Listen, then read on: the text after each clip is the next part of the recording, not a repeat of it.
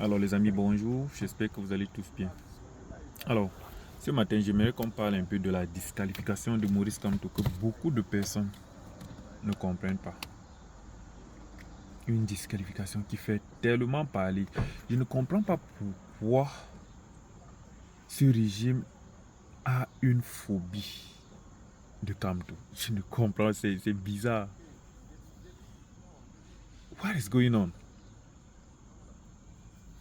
Vous avez dit le MSC, il ne peut pas être investi avec le MSC parce qu'il avait boycotté les élections de 2018. Il est parti chercher un nouveau parti qui a tout ce qu'il faut pour être sélectionné aux élections présidentielles. Mais vous avez quand même tout mis en marche pour le mettre à l'écart. Et ce que je ne comprends pas, c'est aucun des candidats qui a été aucun des candidats sélectionnés ne sort, à part peut-être Issa Chiroma Bakari, qui a essayé de parler, qui a essayé de dénoncer un peu cela. Mais vous, les politiciens, pourtant la vraie politique, je ne comprends pas comment vous ne connaissez pas gérer la politique. Souvent, quand quelqu'un est malin, souvent, on dit qu'il fait de la politique. Imaginez un candidat qui sort, qui dit s'il n'y a pas Maurice Kamto, les élections ne vont pas bien se passer. Ou bien un candidat qui sort, qui réclame de faire appliquer la loi, de faire à ce que Maurice Kamto puisse être sur la liste. Essayez même d'une manière même sournoise de supporter Maurice Kamto. Vous imaginez combien de partisans du MSC vont venir derrière ce candidat? Imaginez un Cabral qui sort, qui dit appliquer normalement la loi. Parce que imaginez, la personne qu'on a investi, l'autre personne qui a été investie par le Manidem, cette personne n'est vraiment pas reconnue par le Manidem. On sent que c'est une personne montée par eux là-bas au pouvoir.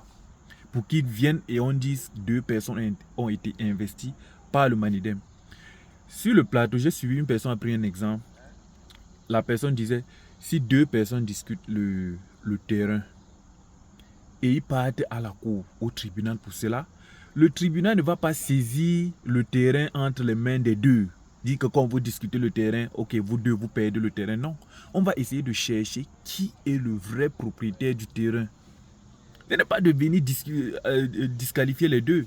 Ce qui veut dire qu'il y a une personne qui est légitime. Il y a une personne qui a été envoyée, qui a été montée. Donc cette personne n'est pas légitime pour être investie par le parti. Pourquoi donc les candidats qui ont été investis, personne ne parle de Maurice Kamto?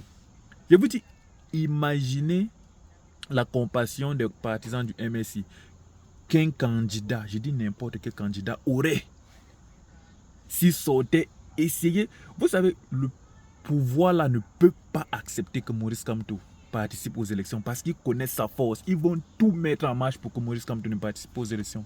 Et quelqu'un profite donc, sachant qu'il, même si on appelle à ce que le gouvernement puisse l'intégrer dans la liste des partisans, ils ne vont pas le faire. Mais au moins, il aurait quand même essayé de faire à ce qu'il soit là.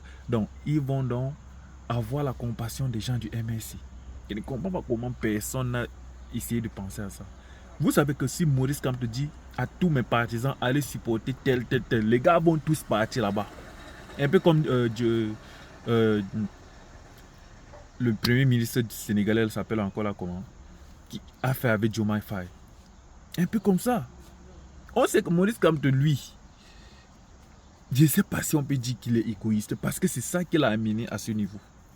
Il a d'abord boycotté les élections municipales de 2020. Je suis sûr qu'il a fait ça parce que ce n'était pas les élections présidentielles. Je dis toujours ça. Si c'était les élections présidentielles, il n'aurait jamais boycotté. C'est comme si ce n'est pas lui, c'est personne. Sinon, la grandeur voudrait aussi que Maurice Kamto, même s'il ne parvient pas à être, s'il part, on sera content. Mais la grandeur voudrait que s'il ne parvient pas à être candidat, montre au moins une personne. On ne veut plus de ce pouvoir. On ne veut plus de ces gens-là au pouvoir. On est fatigué. Le problème, c'est de les enlever là-bas au pouvoir. Une autre personne, notre problème est réglé. Si Maurice Kamto dit, allez, soutenez tel candidat, les gens vont partir, tous ces partisans-là vont partir. Et quand la personne sera au pouvoir, Maurice Kamto aura une place importante au pouvoir. Mais ça, son problème, c'est d'être président ou rien. Et maintenant, vous, comme je disais, sortez un truc, vous dites, hey, on veut Maurice Kamto, il faut intégrer Maurice Kamto normalement dans le... Les gens là vont avoir la compassion de venir vers vous. Il y a deux côtés, soit vous-même vous activez, soit lui-même il active, que aller vers tel. Vous êtes les politiciens, les gars. Allez, dites-moi ce que vous pensez en commentaire. Dites-moi quel candidat peut être mieux pour le Cameroun, à part Paul Biya et tout son gouvernement. Quel candidat pouvez-vous encore voter, à part Maurice Kamto? Ou bien parmi tous les candidats qui ont été retenus par le conseil électoral? Faites-moi savoir vos idées en commentaire, les amis. Ceci étant dit, on se prend la prochaine. Ciao.